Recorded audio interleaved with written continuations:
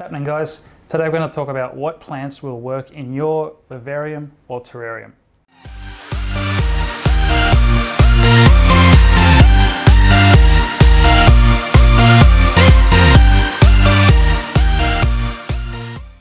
Just putting it out there, guys, just because you have a reptile doesn't necessarily mean that you're able to have live plants in the enclosure with that reptile successfully. This only applies to specific reptile species and specific enclosure setups. For example, if you have a bearded dragon, it will more than likely just eat whatever plants you put in there. A lot of these tropical plants can be toxic as well, so it's kind of bad in both ways. You end up losing your plant and potentially your bearded dragon. On the other end of the spectrum, you might have a fairly large python, for example, maybe a carpet python or an olive python or something like that. And these are just fairly heavy-bodied snakes, and they wander around quite a lot, and they will just end up crushing any plant you put in the enclosure. But if you have much smaller reptiles or amphibians, especially ones that can live in more tropical to semi-tropical environments, plants will not only thrive in this terrarium or vivarium, but the reptile shouldn't really have any issues with the plants being in the enclosure, and they should be able to coexist quite nicely. So we'll start off this list with larger reptiles and amphibians. Now, when I say large, I don't mean big, like a lace monitor or a large olive python or something. I don't even mean like a carpet python or a Woma python sort of sized reptile.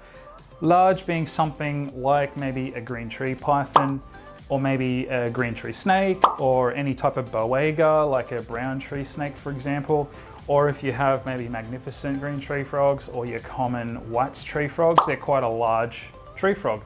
So when I say large, I mean large in the way that it won't necessarily destroy, break, or kill your plants because of its size. Saying that, not all plants are created equal. Some are better suited with certain reptiles and amphibians than others, depending on the size and species. So I'm just gonna go through a list of a few species that will work in this scenario. All the plants on this list I either currently keep or have currently kept in a vivarium setup of one sort or another with some sort of reptile or amphibian, so I have a fairly good idea whether it works or not. Before I get into this list, guys, there's one thing I do need to make very clear. For this to work, regardless of the animal and how gentle and kind of peaceful it is around your plants, whether it's destructive to them or not, plants need specific conditions and parameters to survive anyway. So unless you're achieving this, it doesn't matter how nice your animal plays with the plants. If you're not giving the plants the right conditions to grow and thrive, it's just not going to work out anyways. So just to put it out there for you guys so you know, most of your tropical houseplants that you're going to be keeping in these sort of setups like a spectrum between 65 and 75K. So you want to make sure you're achieving that, whether that be with LED lights or T8 light tubes. But you need to achieve that 75K sort of spectrum, or at the least 65K, because this is the optimum level of spectrum for plants to achieve photosynthesis to their full potential. Anything under 65K, unless you're keeping low lighting plants, which you can do, but it's going to restrict your options of plants a lot, your plants are just going to kind of deteriorate and not really grow, and they end up just dying slowly over time. On the other side of the page, if your spectrum is too high, you can potentially burn your plants. So try to achieve that 65 to 75K spectrum if you can. That aside, I'm assuming, setting up something that's going to be a semi-tropical to full tropical rainforest setup, because most of these tropical plants do come from rainforests or fairly high humidity type places. So like putting plants in a desert setup isn't necessarily going to work too well, as opposed to say a frog enclosure or a green tree python enclosure, something that's going to have that high humidity sort of a level, because most of these tropical plants need high humidity to thrive as well. But provided you're providing both of these things, plants should do great in these enclosures. All you've got to account for then is that your animal plays nice with the plants. So starting off with the list of plants that work in larger animal enclosures, e.g. large green tree frogs, green tree pythons, stuff like that. First plant that works quite well in this setup is a bird nest fern. You can either go with your standard bird nest fern or your crested bird nest fern. Either is fine. The care is pretty much the same for the both of them. These are great because they're pretty durable. Their leaves aren't that rigid They can bend, they can be squashed a bit, and they just bounce back up. They're strong enough to support the weight of small to medium-sized frogs or small snakes. For example, I used to have bird nest ferns with my green tree frogs, and they never really had any problems. They would sit on it and bend the leaves down. As soon as the frog left, the leaves would bounce back up and it'd be fine. You could also put these with smaller snakes, like a green tree snake, for example. They do fine. Another plant that does well and is pretty versatile is your spathiphyllum or your peace lilies. These can go in most vivarium setups, provided you keep them well watered, as they are a fairly thirsty plant and they cannot handle being dry for any length of time. So provided you water them regularly and don't let them get too dry, they do pretty well. And again, they're pretty bendable plants. If something sits on it and bends the leaf down a bit, it's usually not going to snap, and it'll usually bounce back up once the animal jumps off. Peace lilies can also grow their roots in water. They can convert their roots over to aquatic roots. So if you have, say, a frog setup where you've got a section of the enclosure that's water, you can have the peace lilies roots directly in the water. It'll actually work like a hydroponic sort of a system, absorbing nitrates from the water as well. This also eliminates you having to worry about keeping it watered regularly, because it's just living permanently in water. Another one, which is an old classic you've probably seen 1,000 times over, is the pothos. Pothos are probably one of the easiest climbing plant to keep. You can keep them in just about any vivarium setup as long as they have access to the right lighting and they're watered regularly. You can also, again, like the peace lily, have them growing fully aquatic roots in water as a hydroponic sort of a scenario as well. There are different varieties of pothos, so you can have different color options. You can have a golden pothos, you can have a marble queen, you can have a jade pothos or a neon pothos. There's many varieties to choose from with many different colors. They're also easy propagators. You can take cuttings and propagate them that way. And they're also fairly fast growers too. If you want something on the larger scale of things, you could go with a philodendron. I'd suggest either a philodendron Xanadu, or if you wanted to go bigger again, you could go with a split leaf philodendron. Buy them small and let them grow, because they do get very, very large, and you might find over time that you might need to actually remove them from the enclosure because they get too big. But for a temporary amount of time, maybe a year or so, provided they don't overgrow the enclosure, they do pretty well, and they can handle small to medium-sized animals climbing on them without destroying them. Another nice one is the dwarf umbrella tree. I actually have one behind me just here in my green tree python enclosure. These are great if you have a tall enclosure. This enclosure is 3 foot tall, so it does have some room to grow. If you want a nice little tree in your tall vivarium, the dwarf umbrella tree is a great tree, and you don't necessarily have to pull it out once it gets too big. You can trim it down. You can just cut the stem and it'll regrow from where you've cut the stem. And this is also how you achieve a bushier plant, by cutting it back every now and again and letting it regenerate from where you cut. It ends up growing more heads from the place you cut, and you end up with a bushier tree. The leaves on these don't get too big either, so they're not going to be like massive umbrella tree leaves like your larger variety of umbrella tree, which is the alpine umbrella tree. They get absolutely huge and they're not really practical for most indoor enclosures. However, the dwarf umbrella tree does fantastic in vivariums. You can get it in the more kind of standard dark green color, which I have right here.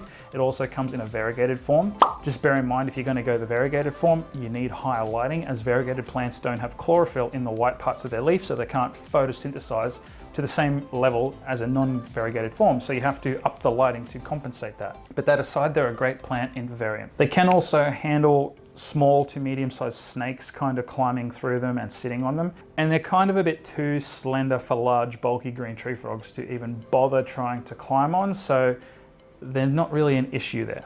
Another nice one is the tractor's seat. I have one right here in my green tree frog enclosure. Green tree frogs have a bit of weight to them. This plant can handle it. It has very thick, sturdy stems which aren't overly breakable, and the leaves themselves are fairly thick and waxy and a bit hard even, so they're not easily broken or crushed or ripped. And the stem is strong enough to handle the weight of small to medium-sized animals climbing on them. My green tree frogs will often sit on my tractor seat's leaves. The stem barely bends at all, and the leaf hardly buckles from their weight, and it tends to push through pretty well. Tractor seats don't get too massive. They get around 2 to 2.5 foot tall, with a leaf, with their disc-shaped leaf being about 20 centimeters in diameter at a maximum. They're a fairly thirsty plant, kind of like a peace lily, so you want to keep up on the watering with them. You don't want to let them get dry, but that aside, they're pretty easy. Next one is the Hoya. This is one of my Hoyas. There's many different variety of Hoya.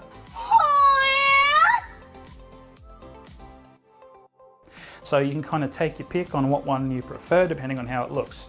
Hoyas aren't the fastest growing climbing plant, but they're pretty durable. They've got very thick waxy leaves that don't tear easily and they don't break off easily. So if you wanted something climbing maybe along the background of your tank or along some branches or something, Hoyas are great. They can also handle being dry between watering, so they're not an overly demanding plant either. They can handle slightly lower lighting as well. However, if you give them higher lighting, you can encourage them to possibly flower. So Hoyas are a fairly versatile climbing plant for your enclosures. Another large plant that's almost kind of like a centerpiece style plant is the Homares rubescens. Now I've got a fairly large one of these.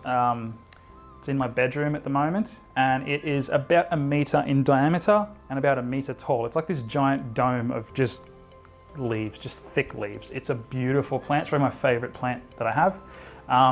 You can get them much smaller, keep them in terrariums for any length of time, and obviously once they get too big, you do have to kind of take them out if your terrarium's not big enough to accommodate them, but they're pretty easy to keep. Again, they're like a spathiphyllum or a tractor seat, where they are a thirsty plant and they will wilt when the soil goes dry, and they do need regular watering. So as long as you don't let them dry out too much, they do great in enclosures as well. Their leaves aren't easily broken and the stems aren't easily snapped. They can have a bit of weight on them and bend a bit before they give out, so they can handle small to medium-sized frogs and snakes on them. So yeah, they're another nice centerpiece plant. Next one is Monsteras, and there are many different types of Monsteras. So you kind of pick your Monstera based on how big you want it in your enclosure. If you have a massive enclosure, you can put a Monstera deliciosa in. They get absolutely huge though, super durable. Animals can climb on it and probably not even damage it at all because they're such strong-leafed, strong-stemmed plants. And all these Monsteras do climb as well. So you'd want to have them going up some sort of a fake background or up a branch or something like that. But you can go with a Monstera deliciosa. If you wanted something smaller, you can go with an Adansonii or a Siltepecana. You can go with the Stanleyana if you wanted something a bit rarer, all of which do pretty well in these enclosures as well as climbing plants. Next one is the Alocasia. Now, I will say Alocasias aren't a beginner's plant, but if you're pretty good at keeping your plants alive and you have a pretty green thumb with plants in general, give Alocasias a go.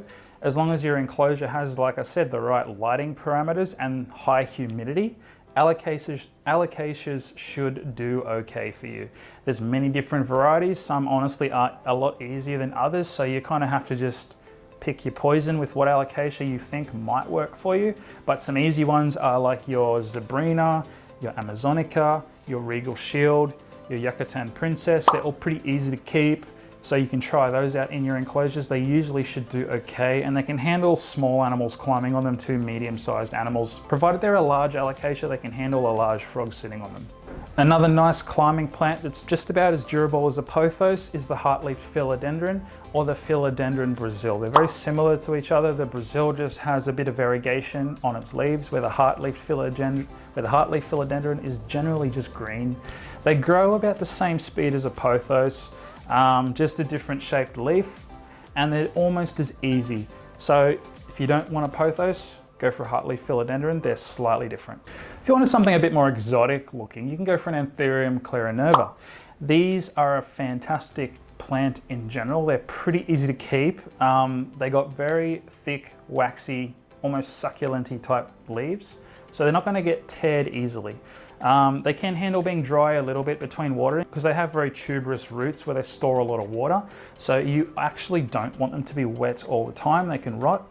Letting them dry out slightly between watering is recommended. But again, they got enough kind of strength in their leaves and stems to handle small to medium-sized snakes and frogs or skinks climbing on them. Lastly is the Syngoniums. There's many different varieties. They're all more or less a climbing plant. This one is a Syngonium panda, but there's many different varieties out there. You can get a white butterfly, you can get an albo if you want more variegation. You can go with a red arrow. I actually have a red arrow growing in my room at the moment. They're all fantastic plants. They're very easy to keep. They grow quite quickly. They don't like being dry for too long though. So as long as your enclosure provides enough moisture for them, or you're watering them semi-regularly so they don't dry out, Syngoniums grow quite well, and another one that's very easy to propagate if you take cuttings. So that's just a few plants that I've kept over the years in terrariums with. medium to large-ish amphibians and reptiles. Let's say you've got a smaller terrarium though, or you just have a terrarium where you're keeping kind of micro animals, whether it be something like, for those of you in the UK or US, I know you can have these, the poison dart frogs. We can't have them here, but they're a very tiny frog. I guess the equivalent I'd be able to keep here would be maybe dwarf green tree frogs. I've had them in the past. I've currently got some albino marsh frogs, which they're not too big either, and they kind of hop around mainly on the ground, kind of like a dart frog. They're not overly arboreal. Or if you're keeping maybe fairly small species of skinks, or maybe more tropical climbing species of gecko or something that are, you know, only range from maybe 1 to 2 inches long, these are the plants for you guys as well. Look, you can keep all the plants I just suggested in with these smaller animals if you'd like, but if you want plants that I guess are just smaller and more in proportion to the smaller terrarium and the smaller animals that are in it, these are the plants I'd recommend. First one is air plants. Now you can get large air plants, I suppose, if you wanted them with larger animals, but generally when you buy air plants, they're usually quite small.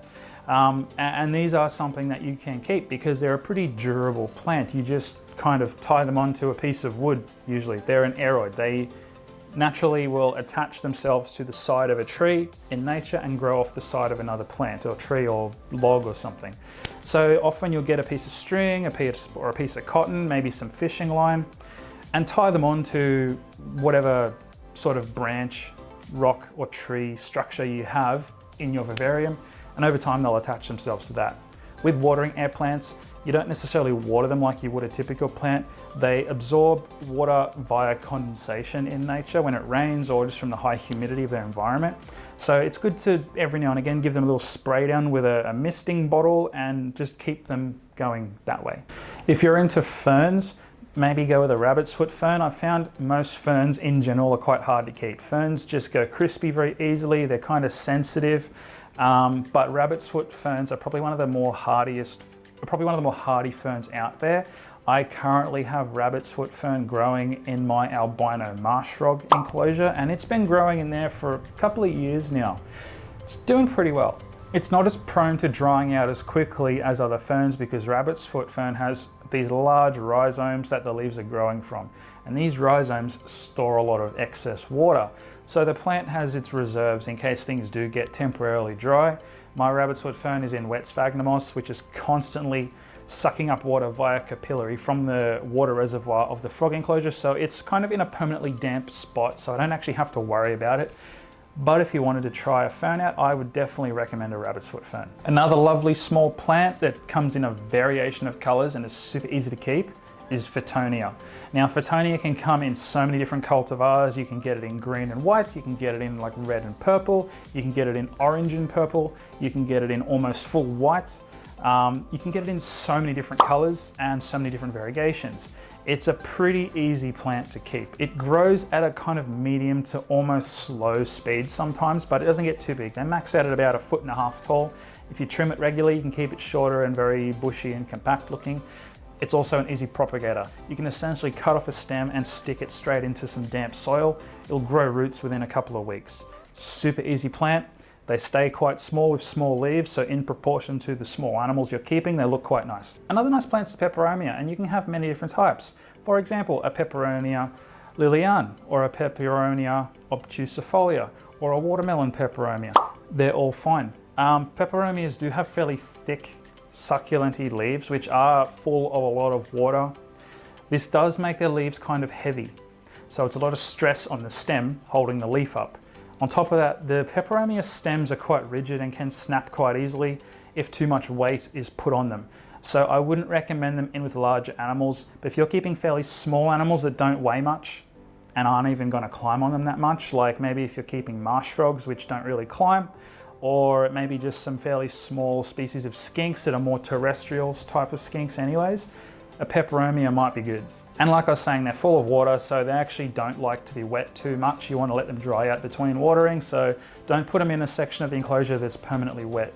Have them somewhere where they do get a bit dry and you can just water them manually as they need it. Another one is the Tradescantia zebrina, also known as the wandering Jew. These are kind of an invasive plant in a lot of places, but they are colorful and they are easy to keep. So they're a ground scrambling plant. If you want something that's going to just cover the whole bottom of an enclosure over time, these are another nice option. They are also fairly breakable. Their stems are quite brittle and rigid. They snap very easily, which is why, again, keeping them fairly small creatures is definitely recommended. That aside though, they're a pretty bulletproof plant. Another one you probably see all over the place is the Drina Curana, also known as the lucky bamboo. It's kind of the slang name for it because the stem looks like a bamboo stem, but it's actually a Dracena. It's not a bamboo. These are a super duper easy plant. You can grow them in a hydroponic scenario. You can have their roots in water, or you can grow them in soil like a typical plant. They do get kind of tall over time though, so you want to have the height to accommodate them, but that aside, they're a pretty easy plant, but they, again, better off for smaller animals as they're not the biggest plant and they could be broken if the animal climbing on them is a bit heavy. Pilea londinensis is a wonderful plant if you want something as a ground cover. They're more commonly known as silver sprinkles.